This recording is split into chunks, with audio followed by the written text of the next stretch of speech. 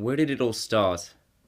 Start is such a confusing term, where do any of us really start? Is there a point where we start to start?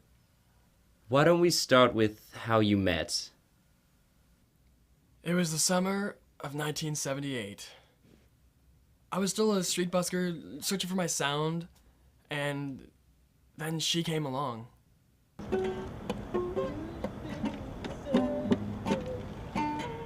Well, I was on my way home from drama class, not really paying attention. And wouldn't you know it, one of my fake peaches fell right out. And let me tell you, I knew things were going to change right there and then.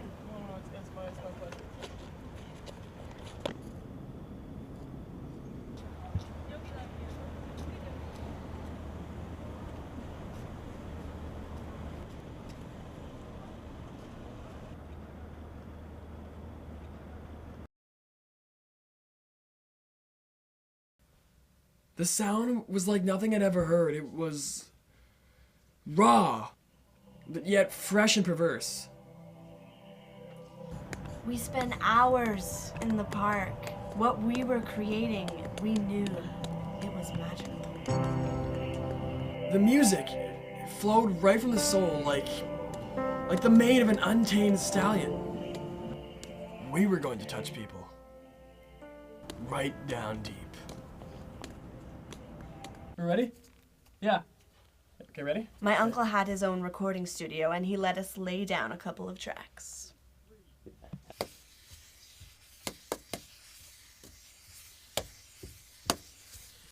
We had it all. The sound, the look, the attitude. All we needed was a name. The name was my idea. Peaches are juicy when you bite into them, and that's what our music was like. A burst of flavor. And cream is thick like the wall of emotions that our songs produce.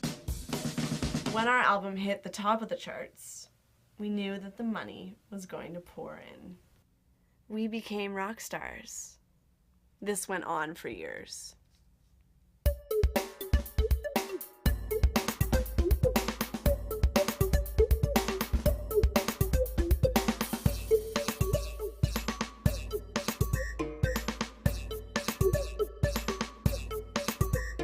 Cream, peaches, peaches and cream. Love Destiny. and love. Fate. We shot our first music video in '83. This is the song that launched our worldwide tour. It also launched our downfall. It was our worldwide tour that opened my horizons to a future sound of the future. I knew something was wrong when we got back from our last stop. Guy became distant. He spent hours alone in his room and wouldn't come out for meals. I began finding fruit in his drawers and under his pillows. One day, I caught him in the act, using real fruit. Get out of my room! It wasn't that I thought playing with real fruit was a bad thing. I just knew Jordan would take it the wrong way. She didn't understand how the music called out to me, crying to be reinvented. He started living in a, high air above himself. An example being getting his tattoo. Infinity. Forever. It looked like an 8. The final blowout came in spring of 1986.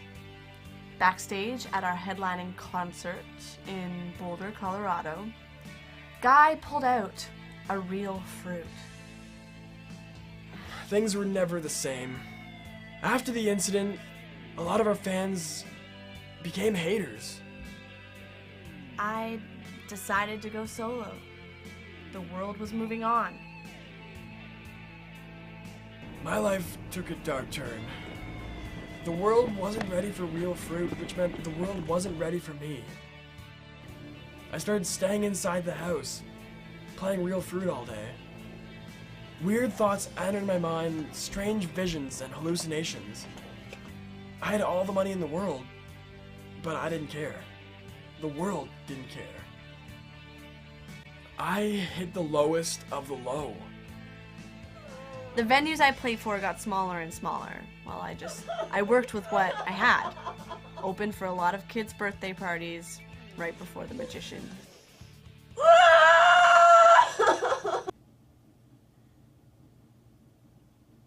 Lying on the floor that day, my pants soiled, I realized it wasn't about the money. I went back to my roots. Busking.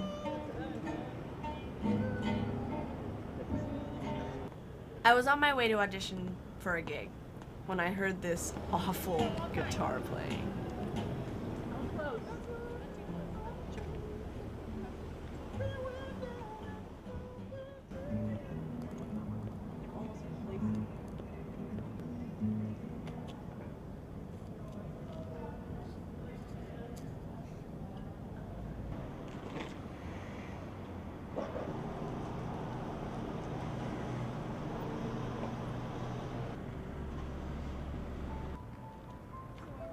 We walked, we talked, but it was getting late. I didn't want the reunion to end, but I couldn't find the words to make her stay. Not until we heard it.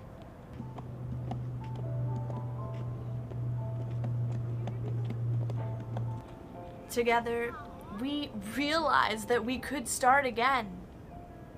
A new beginning.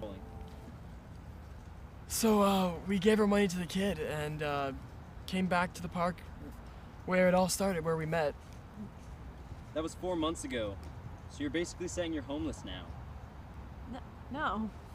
We're not homeless. This park is our home. This tree is our home. We're not homeless. No, because really, like, how much did that cost? You know? It cost me the love of my life. It cost me my dignity. It cost infinitely too much. Infinitely too much. Infinitely too much.